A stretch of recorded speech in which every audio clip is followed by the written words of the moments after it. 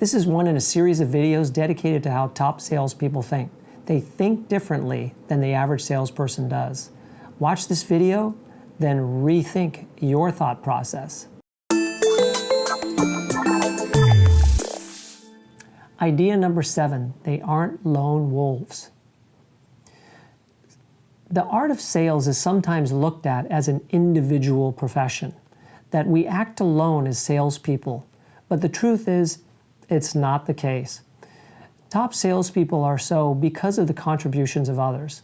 People in other departments are constantly supporting and helping salespeople to make sales.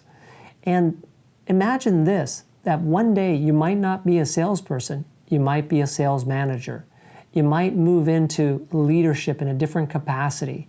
It's not unusual for top salespeople in an organization to also own the marketing process, or for salespeople to become CEO one day. If you act as a lone wolf and you don't focus on relationships with those people in other departments that are contributing to a company's operations, then you might not be the person that's chosen to become a leader of others within the company because you always act alone. Top salespeople see the future and they see new opportunities and they're ready for them by not acting as if they're an individual contributor all the time. So this is a different way to think than you might be thinking right now. But start thinking long term and you just might find yourself moving into greater roles in your company. That's idea number 7. Don't be a lone wolf.